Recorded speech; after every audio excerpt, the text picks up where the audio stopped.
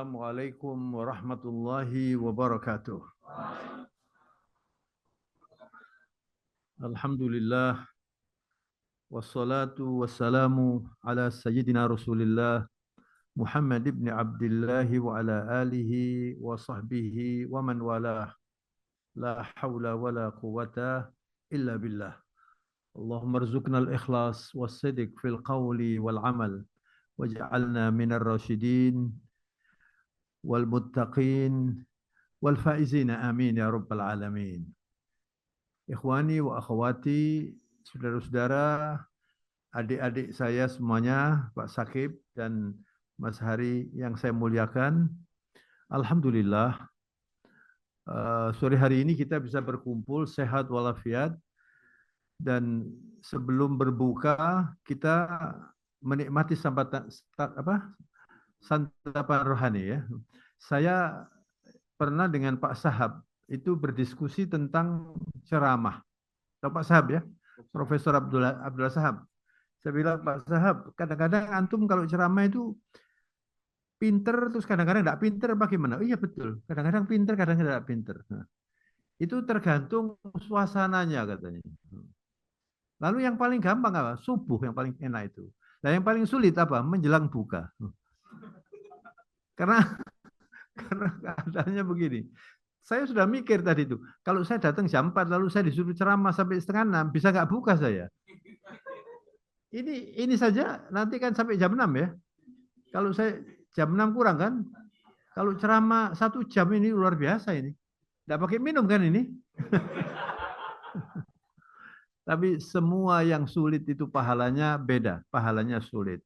Sebelum saya ceramah, saudara ya, saya beberapa waktu yang lalu dengan Mas Hari 2 tahun yang lalu itu ke Samarinda, lalu bulan Januari saya diundang di Samarinda safari dakwah di beberapa masjid, kemudian sholat Jumatnya di Islamic Center, besar sekali Islamic Center di Samarinda itu. Kemudian setelah selesai saya diminta untuk memberi apa namanya, wejangan gitu ya. Yayasannya semuanya hadir. Lalu mereka itu ingin membuat seperti Yayasan Dana ini. Jadi gaungnya Yayasan Dana ini luar biasa. Anda kan nggak tahu kan, di sana luar biasa. Yayasan Dana luar biasa diberitakan begitu ya. Terus mereka minta bagaimana Pak supaya kita ini bisa seperti itu. Karena masalahnya masjidnya besar, mungkin lebih besar dari Masjid Al-Akbar. Mungkin besar sekali. Tapi katanya dananya sulit. Pemerintah sudah kasih dana sehingga infaknya tidak banyak. Nah, gimana caranya menggali infak? Lalu saya bilang, syarat pertama Pak, yang bekerja harus orang muda-muda. Ini sudah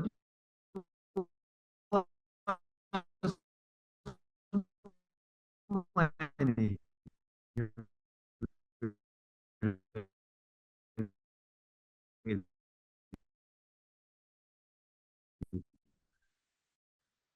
Yang harus dikelar itu saudara usianya sudah 37 ya. Hah? 38. Allahu Akbar. Ini amanat besar ini. Saudara, nanti di bagian yang bonceng ini. Antum kan di garda depan ya. Yang penting berjuang untuk selalu bisa ikhlas. Jadi untuk selalu bisa ikhlas itu harus dikawal. Jangan dikira wah aku orang yang ngomong aku urus ini ke ikhlas itu berarti nggak ikhlas ya. Orang kalau sudah menyebut aku ngurusi masjid itu ikhlas aku. Dia khawatir disebut nggak ikhlas kan? Setelah itu sudah nggak ikhlas. Jadi orang ikhlas itu diam, bekerja. Nah kalau Anda dalam keadaan sulit, Anda kembalikan kepada Allah. Apalagi Ramadan ini. Lalu kemarin dalam ceramah saya sering kali nyebut Yayasan Dana, saya bilang gitu ya. Di Lawang itu Pak ya, di Lawang itu ada tempat untuk outboundnya Al Hikmah, apa namanya Pak? Hah? Parirejo. Ini seringkali saya ceramahkan ini Parirejo ini. Orang Parirejo itu dulu kalau mandi, cuci semuanya berkali. Nggak ada yang punya ledeng ini ya. Apa ledeng itu? Jamban. Udah, ledeng kan rumah itu loh. Ya. Lalu ada seorang ustadz, ya, itu istrinya meninggal, dia dapat warisan. Itu kira-kira tahun berapa ya Pak Sakib ya? Lama itu. Sudah lama lah, udah lama, kira-kira 15 tahun yang lalu barangkali orang itu ya. Lalu uangnya itu diinfakkan untuk membuat air. Kalau nggak salah waktu itu 350 juta atau berapa. Nah setelah itu orang-orang itu senang karena ada air yang masuk ke rumahnya. Saya setiap kali lewat di situ saya berdoa, ya Allah, kapan saya bisa seperti itu? Istri saya beritahu ini orang ini untung. Setiap ada orang mandi, setiap ada orang minum, dia dapat pahala. Hah? Apalagi buat wudhu. Luar biasa itu. Dan Rasulullah mengatakan, khairus sodako alma. Sebaik-baik sodako itu air. Saya pernah dengan Pak Sakib ini meresmikan pompa air di Jakarta. Pernah. Di mana itu?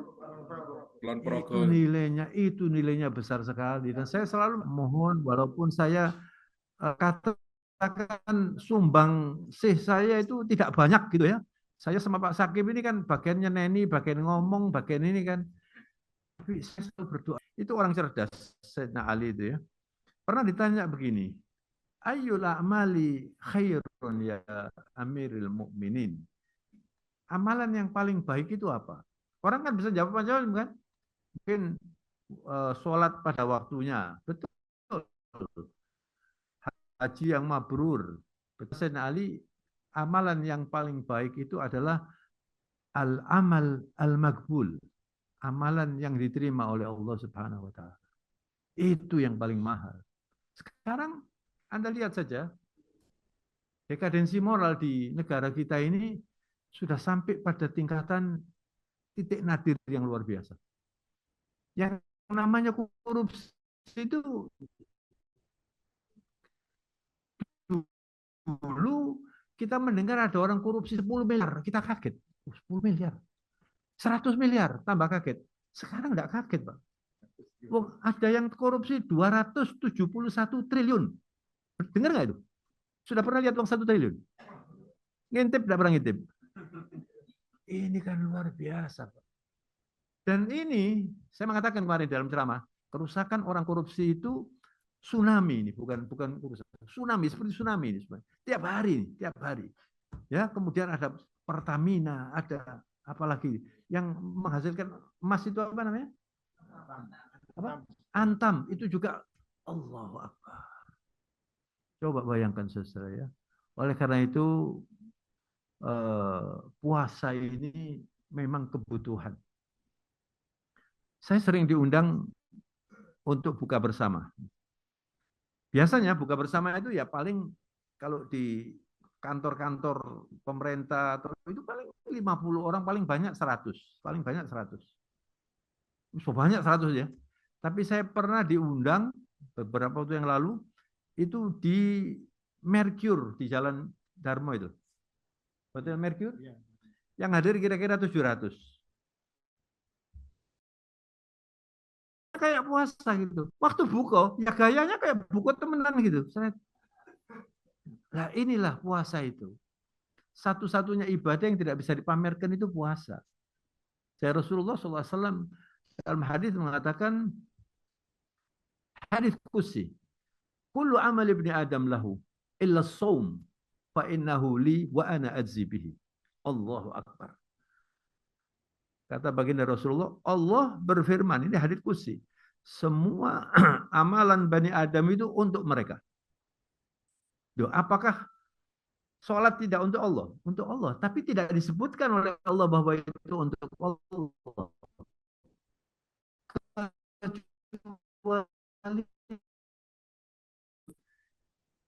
Illa shaum fa innahu li wa ana ajzi bihi. Saya sendiri nanti yang akan memberi pahala. Nggak ada yang tahu, malaikat nggak tahu berapa, nggak tahu. Tapi Allah. Anda kalau baca Quran, sodako misalnya, seperti satu pohon ada 7, apa itu? 7 tangkai, setiap tangkai 100, kan bisa dihitung-hitung ya. Puasa nggak bisa dihitung. Kenapa? Karena puasa itu disebut ibadatul ikhlas. Jadi misalnya saya nggak puasa, saya puasa ini, ya.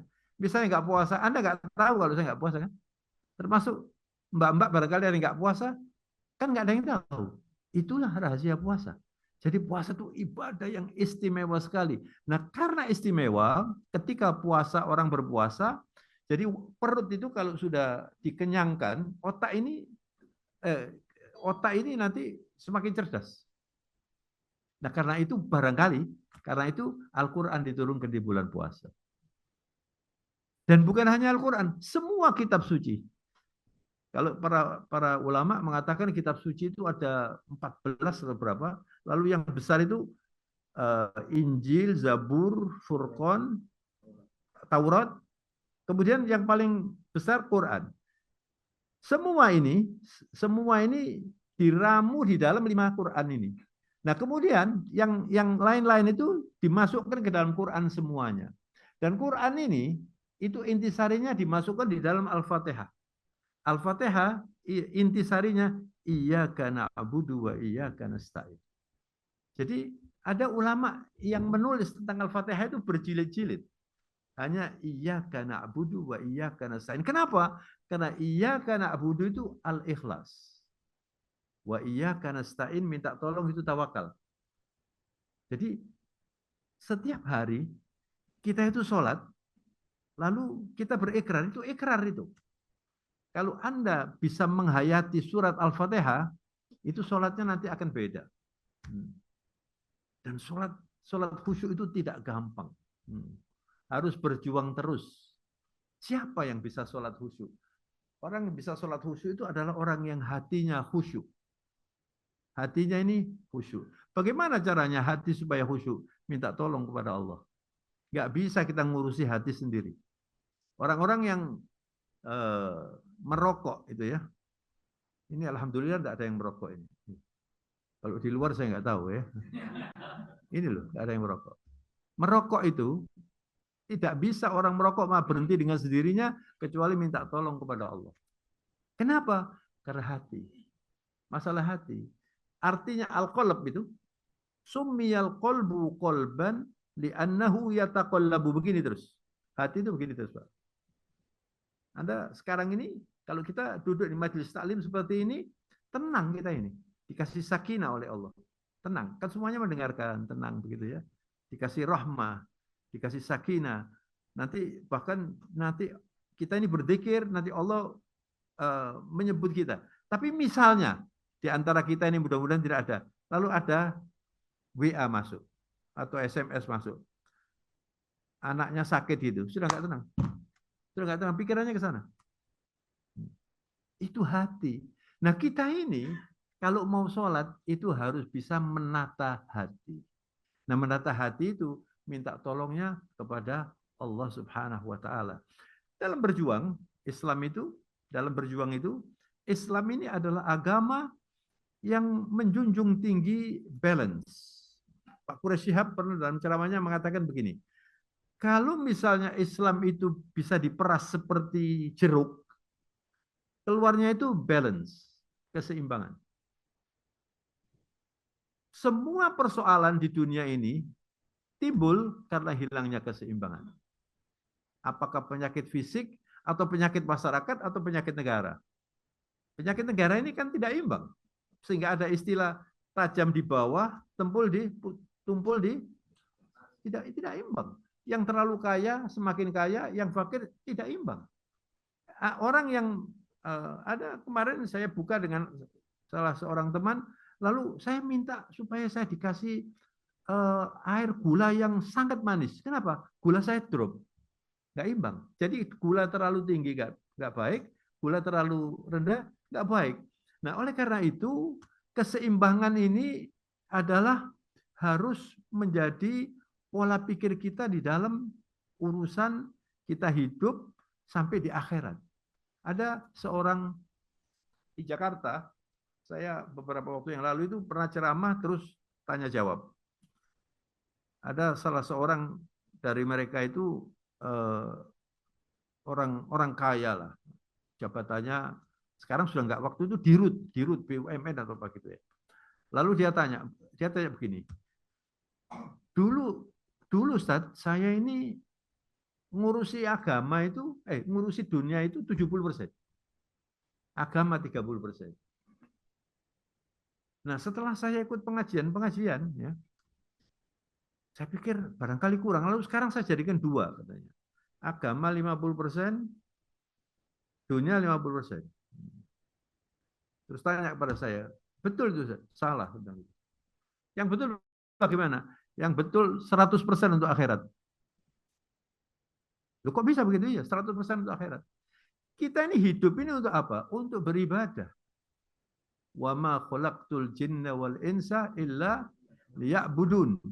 Beribadah itu artinya berikhlas. Kalau orang beribadah tidak ikhlas, namanya bukan ibadah. Ya kan? Jadi syarat supaya ini orang yang infak di YTSF ini, ya. Ya, tapi kalau ada orang infak jangan pakai ditanya ini uangnya halal apa haram, jangan, ya. Wis sikaten ae wis mari. Itu urusan dia dengan Rabbil Alamin, ya. Tapi pasti kalau tidak halal itu tidak diterima oleh Allah Subhanahu wa taala. Jadi, kita di dalam hidup ini harus bisa berkeseimbangan yang baik. Nah, apa ini dasarnya? Kita diperintahkan oleh Allah hidup ini untuk ibadah. Jangan diartikan ibadah itu sempit. Ini sekarang ini saya ngomong ini ibadah ini.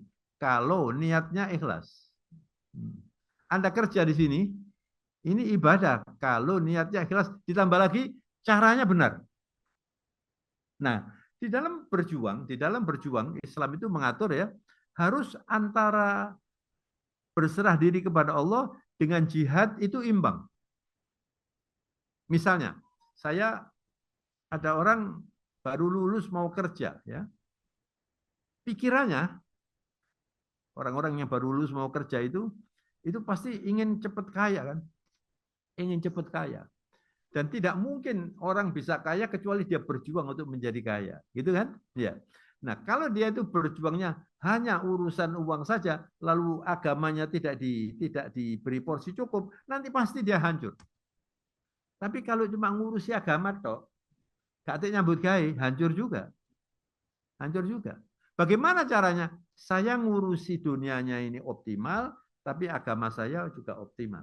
Inilah yang namanya keseimbangan. Caranya berjuang itu begini. Ketika saya ngurusi agama, ini harus menggunakan hukum-hukum duniawiyah. Saya harus melakukan ini seoptimal mungkin. Sekarang ini misalnya ya, sekarang dunia sudah cepat. Harus ada TikTok, harus ada macam-macam ini. Kalau tidak ikut, ketinggalan. Ketika Anda ngurusi dunia ini, itu seakan-akan nggak penting ini doa ini, nggak penting doa ini. Pokoknya yang penting saya ini optimal. Tapi ketika Anda kembali kepada Allah, ini semuanya nggak penting. Ini semuanya nggak penting. Bagaimanapun juga saya bekerja, saya ngototnya bagaimana. Kalau oleh Allah tidak diristui, nggak bisa juga. Nah inilah yang namanya keseimbangan. Dan Anda kalau mau tahu dalilnya, ya semuanya bawa handphone ini. Ada yang nggak bawa handphone, saya belikan. Ayo cepat. Coba sekarang dibuka surat Al-Qasas. Ayatnya nomor 77. Surat Al-Qasas itu surat yang berapa? 28 kalau nggak salah. Coba silakan dibuka. Supaya nanti sampai di rumah, Anda itu bisa sinau gitu loh. Kalau cuma dengarkan saja, walaupun sampai menir, gampang hilang itu. Sudah? Sudah ketemu? 28 ya? Surat yang 28 ayatnya nomor 77. Saya baca ayatnya. Wabtaghi, a'udzubillahi minasyaitonir rajim. Wabtaghi fima ataqallahu daral akhirah. Betul ya? Wala tansa nasibaka minad dunya. Betul. Wa ahsin kama ahsanallahu ilaik. Wala tabghil fasada fil ard. Innallaha la yuhibbul mufsidin.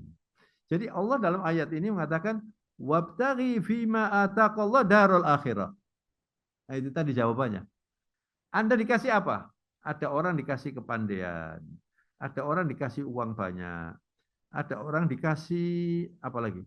Jabatan, ada orang dikasih keterampilan, ada orang dikasih kekuatan fisik, macam-macam, dikasih macam-macam ini ya. Semua yang dikasihkan ini, semua yang dikasihkan ini, kalau Anda mau masuk surga, harus diarahkan untuk akhirat saya. Tapi kemudian Allah mengatakan, wala tansa nasibaka minad dunya. Kamu jangan melupakan dunia. Ya perlu makan enak, perlu punya istri, perlu punya anak, perlu keluarga, perlu punya rumah, enggak apa-apa. Semuanya ini dinikmati. Tapi tetap semuanya ini diarahkan untuk akhirat.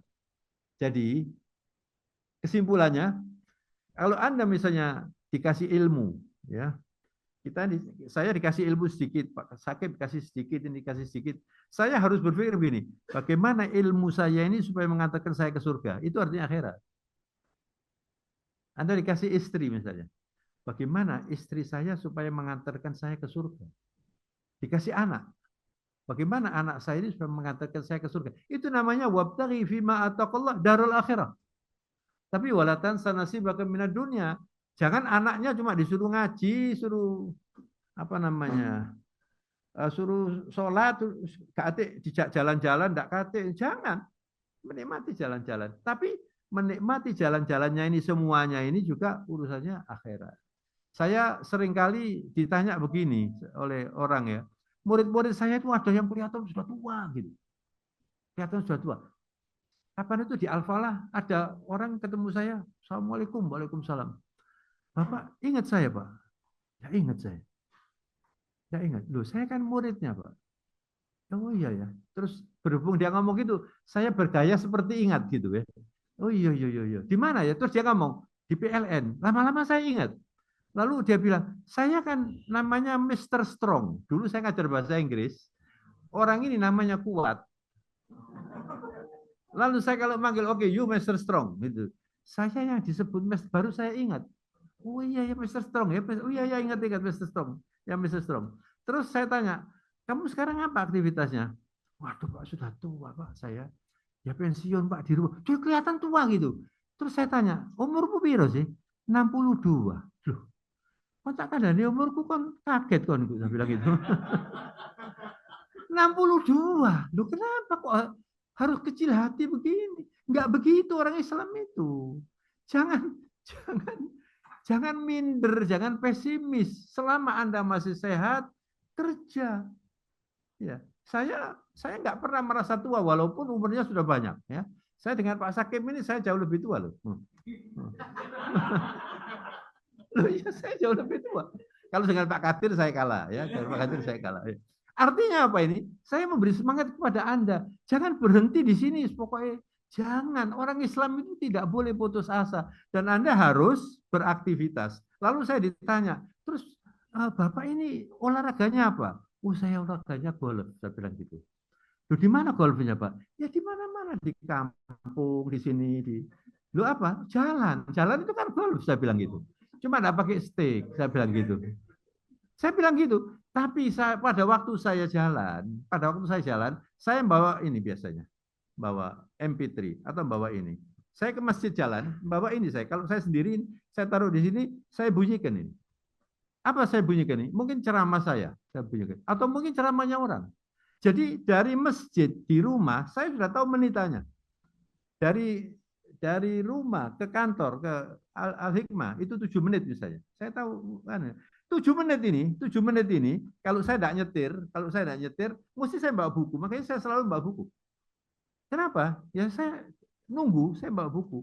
Ini maksud saya ini supaya tidak mubazir. Waktu ini tinggal sedikit. Saya nggak tahu ini. Saya dengan Mas Hari ini kan jauh lebih tua ya. Tapi sisanya berapa?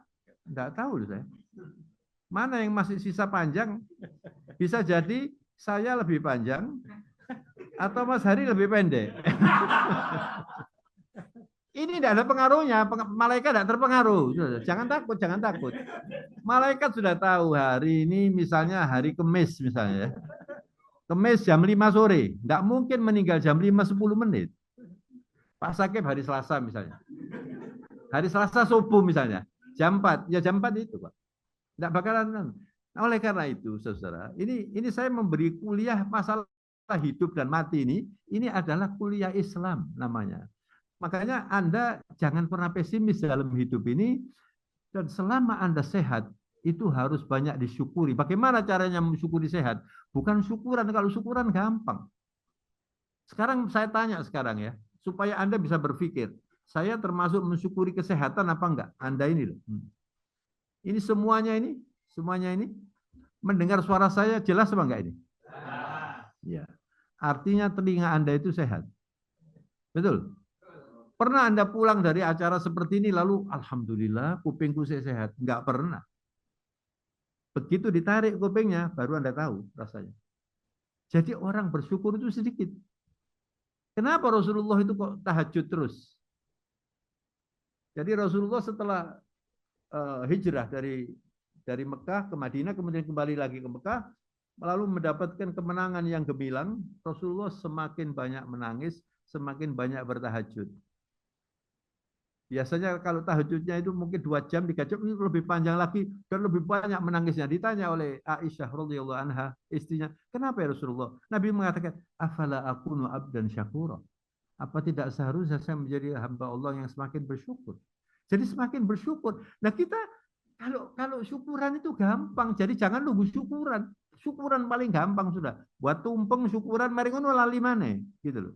Jadi Anda kalau ingin kaya di akhirat ya, yang banyak bersyukur, yang banyak berzikir, jangan menyia-nyiakan waktu.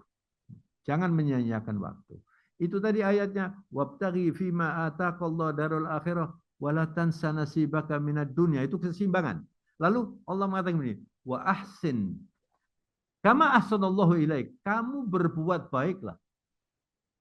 Kalau diartikan seperti hanya Allah berbuat baik kepada Anda, enggak pas itu. Diartikan karena Allah telah berbuat baik banyak sekali kepada kita. Kita ini dikasih oleh Allah kenikmatan yang tidak terhingga. Nggak cukup ini waktunya, apalagi kalau bersyukurnya sedikit. Lalu wala tabghil fasada fil ardi. Jangan berbuat kerusakan. Ini yang sekarang banyak dikerjakan oleh banyak orang, terutama yang di atas-atas itu. Sekarang ini yang disertifikat bukan hanya tanah, laut juga sertifikat. Tinggal langit saja yang belum. Mungkin nanti ada waktunya langit disertifikat. Ini sudah kerusakan yang luar biasa. Dan kebohongan dan segala macam ini luar biasa. Lalu obatnya apa? Tidak ada obat lain kecuali Islam. Ketika saya berceramah di Hotel Mercure itu, banyak orang non-muslim di situ, saya mengatakan begini, saudara, saya mohon maaf ya, sebagai orang Islam, saya diminta ceramah tentang Islam, saya akan mengatakan semua orang itu perlu berpuasa. Kenapa? Karena rusaknya manusia itu karena nafsu.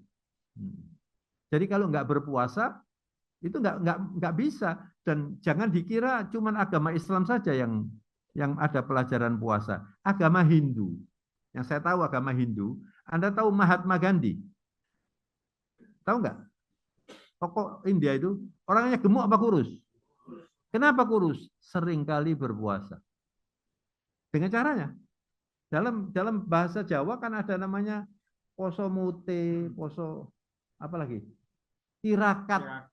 Tirakat itu loh, tirakat itu sebetulnya meniru bagaimana puasa. Cuma tidak ada pahalanya, tirakat, mute atau ngabang tidak ada pahalanya. Yang ada pahalanya puasa kita ini. Maka bersyukurlah kita ini berpuasa. Dan orang tidak mungkin menjadi baik kecuali berpuasa. Dan harusnya puasa itu sepanjang hidup, dalam arti sifat-sifat puasanya. Maka saudara, ada 4, sudah berapa menit ini? Masih lama ya? Oke. Ada 4 doa yang perlu saya ajarkan ya. Ini kan direkam ya. Nanti Anda pelajari lagi supaya ada manfaatnya nih. Saya ngotot ini supaya ada manfaatnya ya. Jangan cuma didengarkan guyu bari ngono lali. Jangan ya. Ada 4 doa yang diajarkan oleh Rasulullah SAW. Dan semuanya ini bahasanya minta perlindungan Rasulullah. 4 doa ini membuat orang bisa hidup Islami dengan baik. Doanya itu berbunyi, Allahumma inni a'udzubika. Ya Allah, kami berlindung kepadamu dari 4 hal ini. Yang pertama, a'udzubika min ilmin la yanfa. Ya Allah, lindungi saya dari ilmu yang tidak ada gunanya. Coba bayangkan doanya begitu Rasulullah itu. Ilmu itu banyak. Ini pabriknya ilmu ini di sini. Tapi yang rusak lebih banyak dari yang baik di sini. Ilmu yang bermanfaat. Jadi minta supaya saya tidak diberi ilmu yang tidak ada gunanya. Begitu doanya Nabi. Tadi malam, pagi tadi saya ceramah kuliah subuh, saya bilang saya ini pernah diundang di ITS halal bihalal pensiunan ITS Pak Sakib. Wong itu tua-tua kabeh, tua-tua semuanya. Terus saya bilang, Bapak-bapak ini yang pertama saya anjurkan bersyukur Bapak ini bisa pensiun. Banyak orang belum pensiun sudah dipanggil. Nah, sudah dipanggil oleh Rabbil Alamin. Tapi saya katakan jangan menghabiskan waktu sia-sia. Jangan menghabiskan waktu sia-sia. Jangan mencari ilmu yang sia-sia. Ya. Jangan mencari ilmu yang karena waktu ini terbatas. Di Masjid Nur Samsia itu ada teman saya. Saya kalau ceramah di sana sebulan sekali di Perak itu, kalau ketemu mesti ngomong gini, aku dungak Novik, aku dungak Novik, duka ano husul khotimah. Soalnya bensin kui kari titik. Bensin apa? Urip kui lho, kari titik. Jadi motor bensin kari titik mari lah ente. Terus ketemu lagi, ngomong gitu lagi. Lama-lama saya juga mikir, saya ini juga begitu. Bensinnya kari titik. Bahasanya itu loh, bensinnya kari titik. Kapan ketemu lagi? Ojo lali loh, dungakno, bensinku kari titik. Dan ini penting, saudara.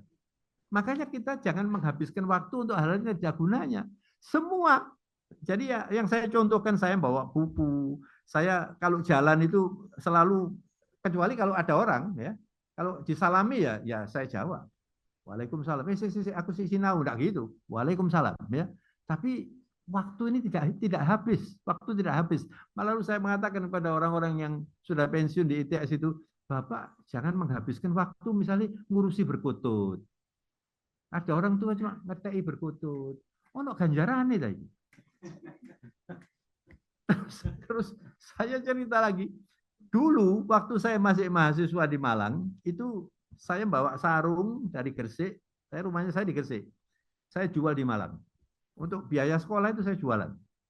Kadang-kadang ada yang dari Malang saya bawa ke Gresik. Jadi saya sudah dagang sejak mahasiswa itu. Lalu saya itu punya langganan, ada toko besar di Malang itu yang punya Cina. Lah Cinanya itu bapaknya tua, mesti duduknya di depan. Yang kerja bapaknya sudah pensiun. Nah saya kalau masuk gitu, pagi kok, pagi. Terus kenapa kok lesu ini kok? Ya gini nih, gue kalau sudah nggak lihat laut 2 hari seminggu ya gini, sakit gue ini. Lu kenapa? Hobinya mancing. Lalu saya cerita tadi, sampean kalau mau olahraga, jangan olahraga mancing. Apa enaknya olahraga mancing ini? Engkau oleh iwak mujair titik, waktunya habis berjam-jam. Nabi tidak pernah mengajarkan supaya orang olahraga mancing, ya pernah. Olahraga itu yang ada manfaatnya, jalan misalnya. Atau yang pokoknya semuanya harus bernilai. Apalagi ilmu. Maka Nabi minta, jangan saya dikasih ilmu yang tidak ada manfaatnya. Yang kedua, Allahumma ini a'udhu bika min qalbin la yakhsha.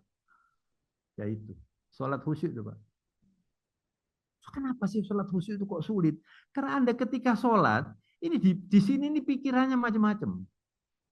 Hatinya juga macam-macam. Pikiran itu dari mana? Dari hati. Segala macam sumbernya dari mana? Dari hati. Kenapa Anda kok mau kemari? Karena hatinya mengatakan saya harus datang. Lalu otaknya mengatakan kamu kalau datang harus jalan ke sana, atau saya diundang ini di rumah tadi, saya harus datang ke sini. Lalu otak saya mengatakan naik mobil sampai ke sini. Jadi semuanya itu dari hati. Nah, orang yang sholat kenapa kok sulit khusyuk? Pertama ya, mungkin ya, Anda nanti kalau memperbaiki sholat ini resepnya saya berikan. Mungkin wudhunya tidak khusyuk. banyak orang tidak berpikir bahwa wudhu itu ibadah. Wudhu itu saudara, ini sholat ya, 50% wudhu, 50% sholat. Jadi kalau sholat ini kuncinya surga, maka kuncinya sholat itu wudhu. Jadi dari mana kita berangkat ke surga itu? Dari mana? Dari wudhu. Maka Anda harus bisa wudhu yang baik. Kalau mau hatinya khusyuk. Wudhu yang baik. Dan orang kalau wudhunya itu baik, ya, wudhu yang baik itu, saya belajar dari seorang ulama dari Mesir, terus berubah cara wudhu saya ini. Setelah belajar dari situ, ini penting ini ya. Nanti yang dikasih sumbangan air ini supaya tidak memboroskan air. Ya. Jadi masjid-masjid itu banyak yang memboroskan air. Ada seorang ustadz namanya Dr. Umar Abdul Kafi. Memberi contoh di YouTube ini wudhu yang islami. Jadi kalau wudhu dibuka gini ya, kerannya dibuka, wudhu 1 kali, 2 kali, 3 kali, dimatikan. Itu diratakan semuanya ini. Diratakan airnya itu. Mengerti? Nah ketika diratakan itu minta tolong kepada Allah supaya dosa-dosa yang dikerjakan oleh wajah saya ini dibersihkan. Begitu wudhu itu. Nah sesudah itu dibuka lagi kerannya, Anda cuci tangan. 1, 2, kan masih kan 3, kemudian dimatikan lagi. Pada waktu Anda mencuci tangan ini, ya Allah, tangan saya ini banyak dosanya. Itu dosanya kata Rasulullah keluar dari ujung kuku ini. Itu wudhu. Nah sesudah itu Anda kan cuma mengusap saja kan? Mengusap ini dibuka seret, diusap. 1, 2. Terutama mbak-mbak yang pakai jilbab itu, jangan kalau wudhu cuma tuk, tuk. Ini bukan, yang diusap itu kepala. Kalau di sini tidak sah. Kalau wudhunya tidak sah, sholatnya juga tidak sah. Sudah mengerti ini? Nah, kemudian ini juga begitu dibuka. Saya bilang di jamaah masjid, kalau seperti itu nanti pembayaran air itu bisa berkurang sampai 30% kira-kira. Karena memang pemborosan. Rasulullah SAW itu pernah ada orang wudhu berulang-ulang begini. Kata Rasulullah, hada israf. Ini pemborosan, kata Rasulullah. Terus orang itu, ya Rasulullah, afil wudhu'i israf? Masa urusan wudhu israf? Kata Rasulullah, walau kunta fi nahrin jarin, walaupun kamu wudhu di sungai yang deras, airnya jalan keras, Anda tetap harus wudhunya cukup 3 kali saja. Ini kan visinya kan ke depan. Kalau istilah sekarang sustainability. Kita ngurusi orang yang lain gitu loh. Islam itu seperti itu. Nah, hati yang bisa tentram itu adalah orang yang sholatnya siapnya baik. Makanya setelah wudhu, kalau Anda mau sholat khusyuk ya, hatinya khusyuk, setelah wudhu baca doa dulu. Asyhadu an la ilaha illallah wa asyhadu anna Muhammadan abduhu wa rasuluh. Allahumma ij'alni minat tawabin waj'alni minal mutatahhirin waj'alni min ibadikas sholihin. Coba Anda hayatin. Ya Allah, jadikan saya ini orang yang bersih. Allahu Akbar. Bersih fisik dan bersih hati. Ini lebih berat lagi nih. Allah waj'alni minat tawabin. Tobat dulu, tawabin. Waj'alni minal mutatahhirin.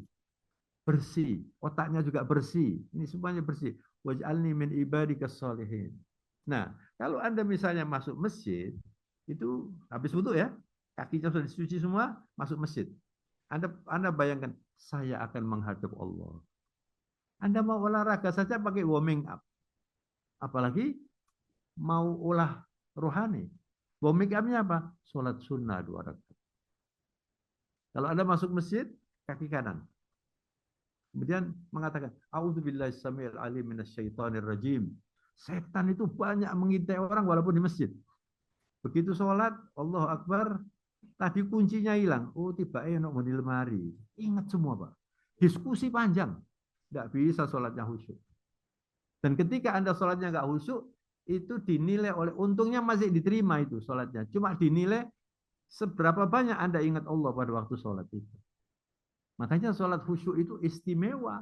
Kalau orang sudah bisa sholat khusyuk, itu nikmat itu sholat itu, Pak. Nah sekarang saya tanya, sekarang yang jujur ya, kalau jawab ya. Jujur apa enggak ini ya, kalau jawab? Anda kalau sholat menikmati sholat apa enggak? Menikmati sholat apa? Biasanya kalau sudah mari sholat itu lego. Nah, ada orang ngomong begitu. Itu baik, Pak. Enggak baik. Itu berarti sholat itu beban. Nabi itu kalau duduk duduk di masjid, lalu waktunya adzan, Nabi mengatakan kepada Bilal, "Arihna biha ya Bilal, arihna biha ya Bilal." Buat saya senang. Jadi mendengar adzan itu senang, Pak. Makanya saya dulu waktu masih di Kara Agung, itu saya ini kalau mendengar adzan itu istighfar saya. Kenapa? Suara ini gak enak. Gembret, waduh, astagfirullahaladzim. Akhirnya saya bilang, sudah gini ya, ini nanti diseleksi yang adzan-adzan ini, saya panggilkan muadzin, saya panggilkan muadzin dari Al-Falah waktu itu. Di training 1 bulan, sing gembret-gembret suaranya juga oleh adzan. Kenapa Rasulullah kok milih Bilal? Karena suaranya merdu. Jadi muadzinnya Rasulullah itu ada Bilal, kemudian ada Ibn Mahzum, kemudian ada Abdullah, siapa lagi? 3 orang. 3 orang. Semuanya suaranya merdu. Jadi kalau orang itu mendengar adzan, Anda kalau ke Mekah itu mendengar adzan seneng gitu. Seneng. Nah sekarang Anda tanya adzan di sini nih. Begitu adzan orang kan ini gak keliru dah adzan. Kok cepet deh, kapan ini zuhur wis asar. Berarti Anda gak begitu seneng sholat. Ya. Ada yang begitu. Kalau dengar adzan terus kaget. Loh, ini mau adzan ini keliru kira-kira. Dari situ nanti Anda akan bisa membuat hati ini khusyuk. Kalau Anda bisa menghusyukkan hati, Anda akan sholat khusyuk. Nah kalau Anda sudah bisa sholat khusyuk, di mana-mana Anda akan terpengaruh sholat. Makanya kenapa Rasulullah mengatakan, nanti yang pertama kali dihitung, ditanyakan oleh Allah dalam semua amalnya, orang itu adalah sholatnya. Kalau sholatnya lulus, semuanya lulus. Kalau sholatnya nggak lulus, semuanya terpengaruh. Jadi orang kalau belum bisa membesarkan sholat untuk urusan yang lain, dia untuk amanat, untuk segala macam itu lebih sulit. Jadi sholat dulu. Allahumma inni a'udzubika min ilmin la yanfa, wa min qalbin la yakhsha. Ini yang 3 ini ya. Wa min nafsin la tashba. Ya Allah, jangan saya diberi nafsu yang tidak pernah puas. Ya ini kalau bicara, kita kan tidak boleh ngerasani orang ya. Tapi kalau ada orang populer diberitakan untuk menjadi pelajaran bagi kita, bukan ngerasani. Kira-kira 6 bulan yang lalu ya, ada berita seorang narapidana sudah dipenjara, kemudian asetnya disita oleh pemerintah. Pernah dengar nggak? Narapidana ini orang di Kalimantan. Nah kebetulan wanita. Nah kebetulan saya tahu orangnya, tapi tidak kenal. Saya tahu orangnya. Anda tahu mobil yang disita, mobil mewah yang disita, pernah nggak baca beritanya ini? Pernah ya? Mobil mewah yang disita jumlahnya 72. Percaya nggak?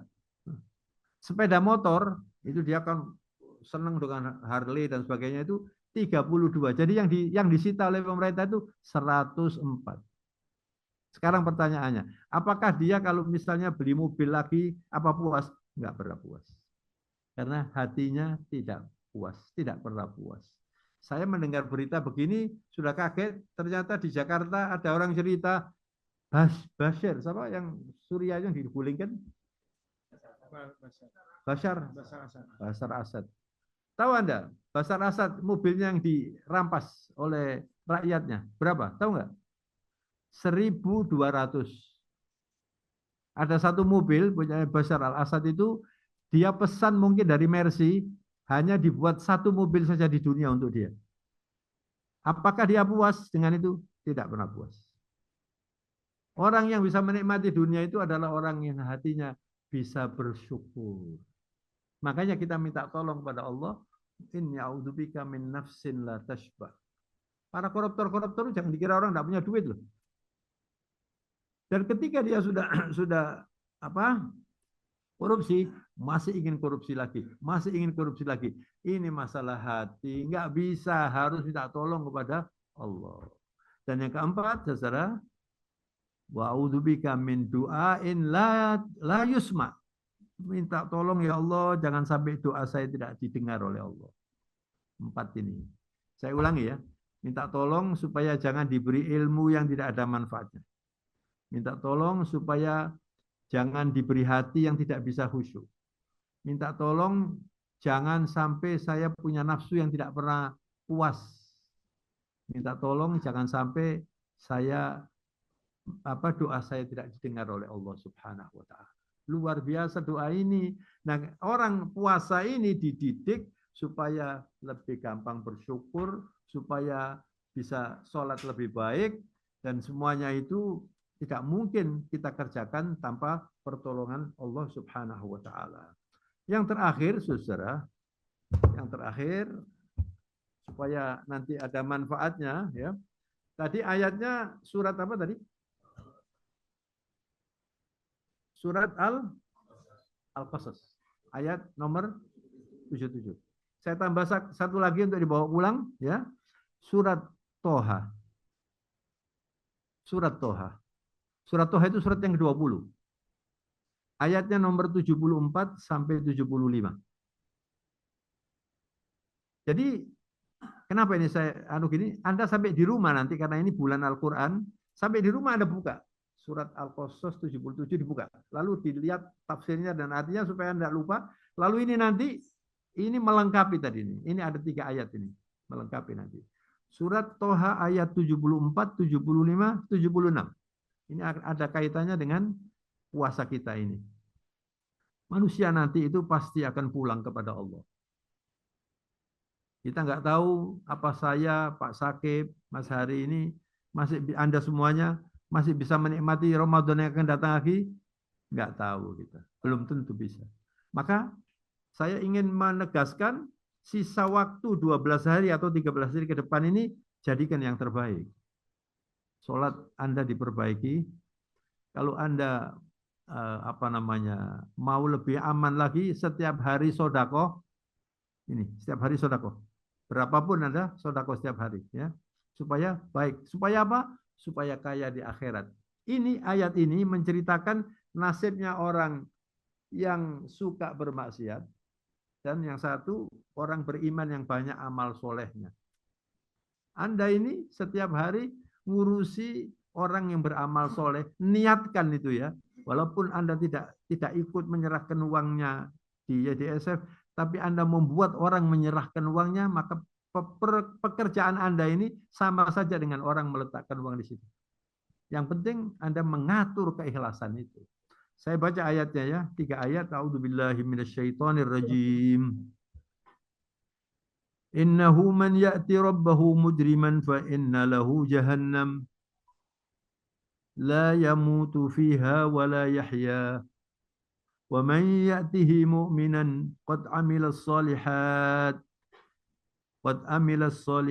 fa ulaika lahum darajatul 'ula. Jannatu 'adnin tajri min tahtiha al-anharu khalidina fiha. Fadzalika jazaa'u man tazakka. Saya artikan ringkas. Sesungguhnya orang yang datang menghadap Allah, kita pasti menghadap Allah. Ada yang menghadap Allah dengan senang, ada yang terpaksa. Tau'an au karha. Tau'an itu orang yang mati husnul khotimah. Jadi orang yang mati husnul khotimah itu Pak, begitu dia sudah bertemu malaikat, senang dia. Lalu disambut oleh Allah Subhanahu wa taala. Tapi kalau orang mujrim, orang yang banyak dosanya, orang yang dolim, ya, itu ketika akan meninggal dunia, yang datang malaikat itu malaikatul azab. Na'udzubillah min dzalik. Jadi malaikatul azab dia sudah takut. Takut. Sakaratul maut itu paling mengerikan itu. Kecuali orang yang bertakwa ya. Sakaratul maut dia sudah takut lalu dia nggak mau. Dia nggak mau. Nah ketika nggak mau, Allah nggak mau menerima dia, maka dia su'ul khotimah. Siapa yang tidak mau itu? Ini. Innahu man ya'ti rabbahu mujriman.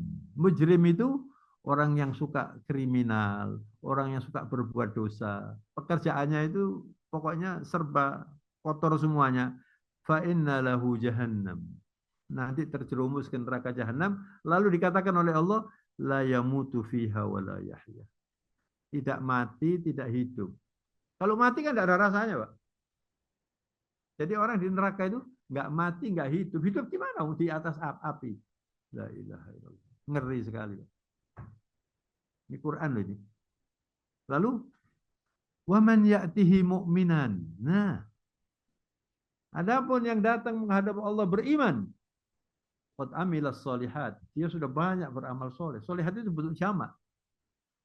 Kita ini, Anda semuanya terutama ya, itu Anda setiap hari ini kan berbuat kebaikan supaya orang dapat pahala. Itu solihat semua itu.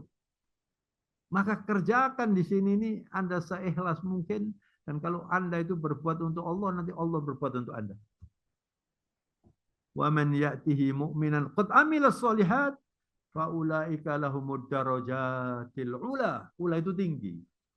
Maka semakin banyak amalnya, semakin tinggi nanti derajatnya di surga insya Allah. Lalu jannatu adnin.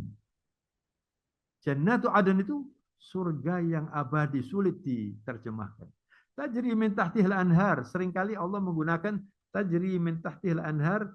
Ini jangan disamakan seperti kali di Surabaya itu. Itu artinya simbol kehidupan. Karena tidak mungkin orang bisa menikmati hidup kecuali ada air. Dan di surga lebih dari air yang ada sekarang ini.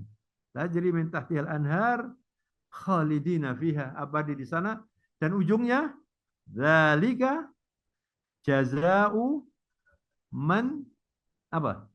Tazakka. Apa tazakka itu? Membersihkan diri, tazkiyah. Itulah puasa. Puasa itu tazkiyatun nafs.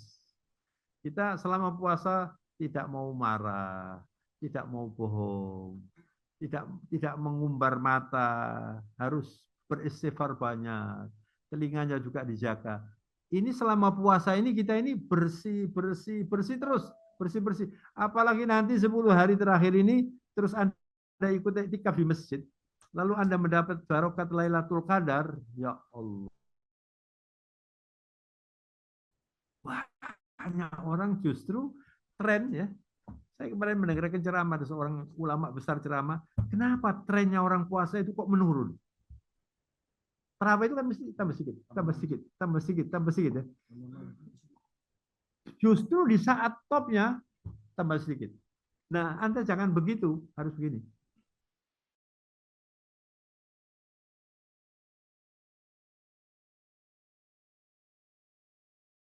Enggak ikut tuh guru yang terus ini, Masya Allah. Ada seorang ustadz ceramah berapi-api lalu dia mengatakan begini, saudara-saudara, nanti di hari Idul Fitri ada orang keluar dari rumahnya tidak ada dosanya sama sekali. Itu bisa terjadi. Karena ghufira lahu ma taqaddama min dzambi. Makanya saya kemarin setelah ceramah ini saya bilang, Bapak-bapak kalau punya anak, punya cucu yang umurnya 3 tahun, kan mesti lucu kan? Lucu, bersih gitu. Anak-anak yang umur 3 tahun itu lucu. Saya lihat ini kan lain. Iya toh? Kenapa anak-anak itu kok lucu itu? Kenapa? Tahu nggak sebabnya? Nggak ada dosanya. Tapi arek-arek umur 40, umur 35 ini beketek. Ini guyonannya. Tapi nanti kalau Anda itu dibersihkan dosanya, Anda nanti cemerlang di akhirat. Cemerlang di akhirat. As-sholatu nur. Nanti Anda masuk kuburan, kita kalau lihat kuburan kan takut tuh. Nanti saya gimana ini? Tapi kalau Anda sholatnya baik, Anda beramal soleh banyak, ini bercahaya, masuk kuburan, ada cahayanya. Sudah ada surganya. Itu yang harus kita yakini. Jadi maksud saya, pesan terakhirnya, ini 10 hari terakhir, jangan disia-siakan. Yang banyak istighfar, yang banyak berzikir, dan lagi yang banyak bersalawat. Terus begitu, nanti Anda Idul Fitri, keluar dari rumah, Anda insya Allah termasuk orang yang fitrah kembali. Amin ya rabbal alamin. Ini adalah ceramah sebelum buka yang terpanjang yang pernah saya kenal. Mudah-mudahan bermanfaat ya. Mudah-mudahan bermanfaat dan kurang lebihnya saya mohon maaf ya. Saya beri kesempatan karena masih ada waktu, kalau tidak ada acara lagi barangkali ada pertanyaan saya ladeni kalau pertanyaan. Kalau Baik. ngomong sudah habis ini saya sudah ya. Okay. Silakan. Terima kasih Ustaz, sudah banyak sekali memberikan kita wejangan dan petuah-petuah petuah yang insya Allah apabila kita terapkan, kita menjadi pribadi-pribadi yang baik insya Allah semuanya nggih. Baik, untuk selanjutnya pertanyaan mungkin nggih. Nanti untuk teman-teman yang di cabang juga bisa ketika Ya, ada silakan. yang bertanya mungkin silakan open mic, nanti bisa bertanya langsung kepada Ustadz Taufik begitu nggih. Baik, yang ingin bertanya silakan. Ada? Atau dari teman-teman dari cabang silakan. Dari Jember, teman-teman dari Jember mungkin ada? Kenapa takut bertanya?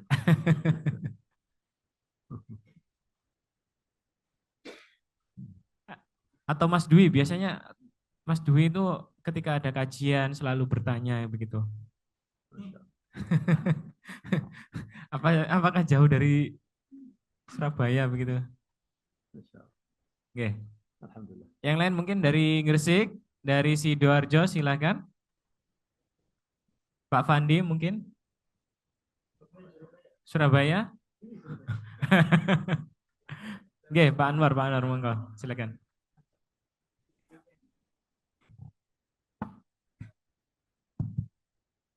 Bismillahirrahmanirrahim. Ya, ya. Pengalaman kami Ustaz, di YTSF ini biasanya kalau Ramadan itu semakin akhir itu semakin sibuk. Sehingga sering kita juga karena kesibukan juga berpengaruh pada ibadah kita. Tidak tahu mungkin teman-teman juga merasakan seperti itu atau berbeda ya. Tapi yang saya rasakan selama di YTSF itu sering kali begitu. Kadang-kadang kami itu pengen gimana ya, bisa tetap itikaf, ya. Bisa cuti mungkin ya. Tapi ternyata semakin akhir Ramadan itu kesibukan semakin meningkat. Nggak tahu teman-teman merasa gitu apa enggak? Mungkin juga teman-teman jungut ya. Karena memang di beberapa pekerjaan kami itu ada yang memang harus mengejar target-target tertentu ya, biar aktivitas kita juga lebih baik lagi. Nah ini mohon tipsnya Ustadz dengan ritme pekerjaan. Saya tangkap ini, sudah saya tangkap. Saya jawab ya. Baik, makasih Ustadz. Bismillahirrahmanirrahim. Yang pertama ya, memang kita ini semakin banyak tugas itu harus semakin pandai mengatur waktu. Dan apalagi seperti saya ini, Pak Sakib apa ini, saya sudah merasakan itu lama itu. Cuman saya berusaha ketika saya sibuk itu jangan sampai kosong dari pahala gitu loh. Makanya saya nggak mau urusan-urusan yang tidak ada pahalanya, nggak mau. Guyon-guyon, apalagi Ramadan ini duduk-duduk di kafe apa ini ya. Ini namanya lagu. Nanti belinya satu cengkir ngomongnya 2 jam. Kata Rasulullah begini, la tukathirul kalam bi ghairi dzikrillah. Fa inna kathratul kalam bi ghairi dzikrillah tuksil qulub. Jangan terlalu banyak ngomong tanpa zikir. Karena orang kalau terlalu banyak ngomong tanpa zikir, hatinya beku. Dan paling berat orang yang diberi sanksi Allah, hatinya beku. Sulit dinasihati.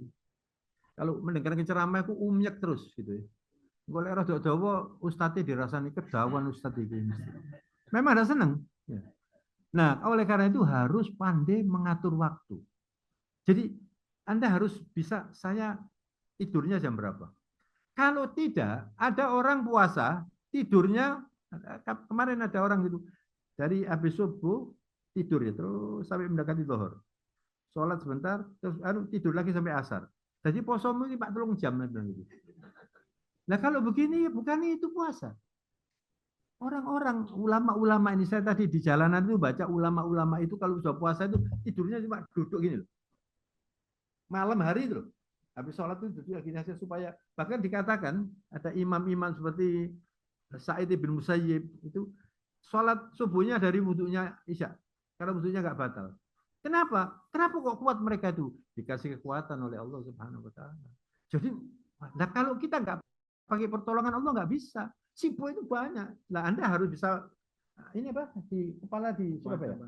Nah, harus mampu memfungsikan semua apa namanya komponen-komponen ini. Sekarang saya di rumah saya itu sudah agak lumayan. Sekarang saya punya asisten. Saya ngangkat asisten. Walaupun berat saya bayarnya sudah tidak apa-apa. Jadi sekarang saya kalau misalnya ini, coba kebetulan dia bisa IT-nya pinter, terus bisa ngerti bahasa Arab. Coba kamu cari ini ayatnya, saya ngurus yang lain. Biasanya saya untuk cari ayat segala macam itu kan lama. Sekarang agak cepat sih, sudah. Ini salah satu cara ini, salah satu cara. Jadi misalnya urusan-urusan yang sepele-sepele jangan dikerjakan sendiri orang lain. Nah kemudian Anda usahakan sholat tepat waktu. Yang membuat orang ditarik barokahnya itu karena dia mengolor-ngolor waktu sholat. Salah satu penyebab orang tidak diberkahi oleh Allah, dia suka mengolor waktu. Jadi yang baik itu begitu adzan, sholat dulu. Tinggalkan yang lain, nanti barokah. Barokah. Jadi waktu itu orang Islam harusnya rigid begitu ya. Semua harus dihitung, harus dihitung. Itu aja saran saya. Lalu jangan lupa berdoa, minta tolong kepada Allah. Jangan berdoa itu cuma minta kaya, minta ini, tidak apa-apa. Tapi juga ya Rob, saya minta supaya dibantu, ditolong supaya bisa ngatur waktu. Begitu loh. Ya Allah, di mana saya supaya bisa menyelesaikan tugas-tugas saya ini dengan baik. Ini minta tolong kepada Allah. Dan Allah suka kalau orang itu lebih banyak minta kepadanya. Kita tidak boleh minta kepada orang, tapi kalau pada Allah minta, sampai Rasulullah mengatakan, kamu kesulitan mau naleni talinya sepatu, minta tolong pada Allah. Allahumma sahil ya Allah. Hadisnya begitu. Walaupun mau ngurus tali sepatu yang sulit. Supaya apa? Terus dekat dengan Allah. Terus dekat dengan Allah. Insya Allah gampang nanti. Dirubah itu caranya. Wallahu a'lam bishawab. Saya kira itu. Baik, terima kasih Ustaz. Mungkin ada yang lain? Dari teman-teman cabang? Pak Eko? Sepertinya dari tadi khusyuk gitu mendengarkan. Saya Mas, dari Malang Mas. Oke, dari Malang. Pak Fandi, silahkan. Oke, Ustaz. Taufik, langsung aja mau tanya Ustaz. Apakah penghimpunan di YDSM menurun ini ada kalanya kita juga kurang dekat dengan Allah Ustaz? Atau nuwun Ustaz?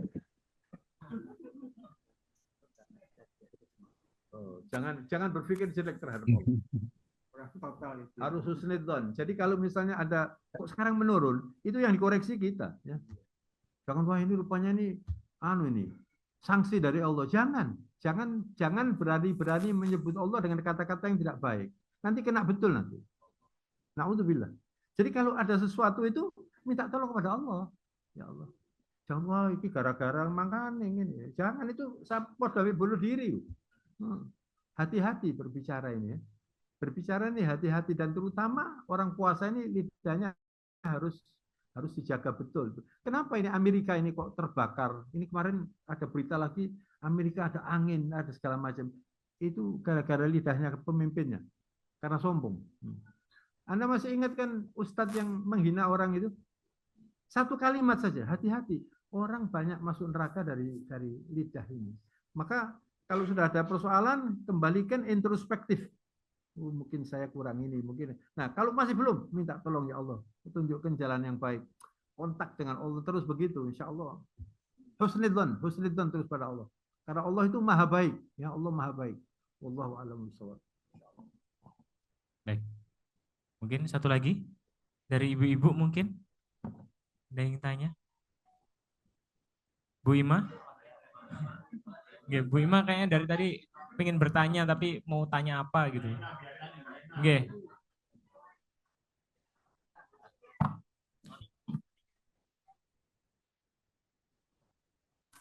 Ada? Dari cabang lagi mungkin ada lagi? Masya Allah. Kurang berapa menit? Oh, masih lama.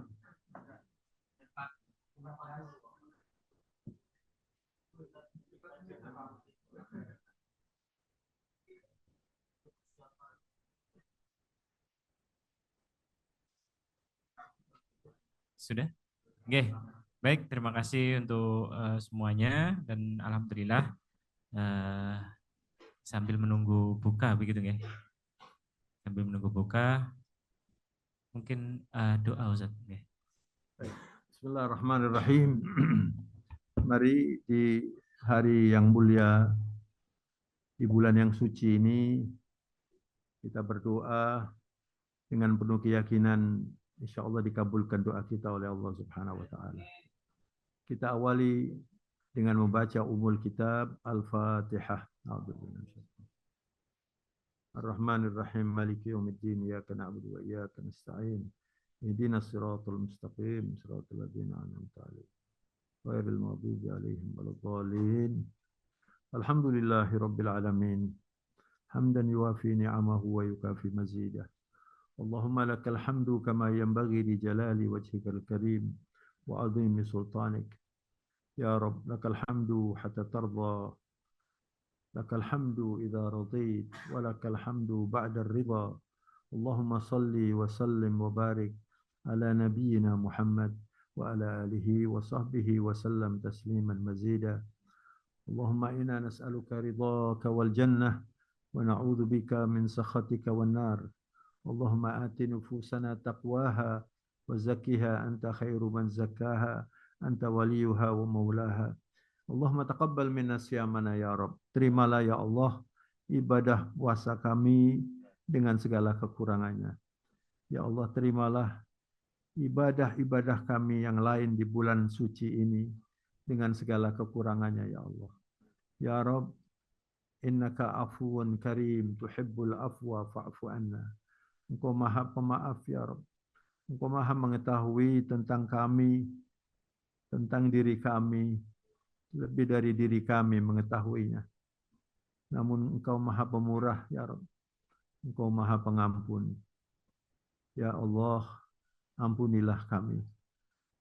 Ampunilah dosa-dosa kami. Dosa-dosa kedua orang tua kami. Yang masih hidup atau yang sudah mendahului kami. Ya Allah, ampunilah dosa para guru kami. Dosa para pemimpin kami. Tunjukkan mereka ke jalan yang Kau ridhai, agar kami mendapatkan ridha-Mu. Ya Allah, hanya kepada-Mu kami sujud, kami beribadah, dan hanya kepada-Mu ya Allah kami minta tolong. Engkau maha mendengar ya Allah, Engkau maha mengetahui ya Allah. Terimalah doa kami. Rabbana atina fid dunya hasanah wa fil akhirati hasanah wa qina adzabannar. وأدخلنا الجنة مع الأبرار يا عزيز يا غفار يا رب العالمين وصلى الله على نبينا محمد وعلى آله وصحبه وسلم سبحان ربك رب العزة عما يصفون وسلام على المرسلين والحمد لله رب العالمين آمين آمين. Akhirnya saya mohon maaf. Wabillahi taufiq wal hidayah. Wassalamualaikum warahmatullahi wabarakatuh. Waalaikumsalam warahmatullahi wabarakatuh. Terima kasih Ustaz sudah menyampaikan banyak sekali wejangan-wejangan. Mari kita tutup acara kita pada sore hari ini dengan bersama membaca hamdalah, alhamdulillahirabbil alamin, dan doa kafaratul majlis. Subhanakallahumma bihamdika asyhadu an la ilaha illa anta astaghfiruka wa atubu ilaik. Terima kasih. Wassalamualaikum warahmatullahi wabarakatuh.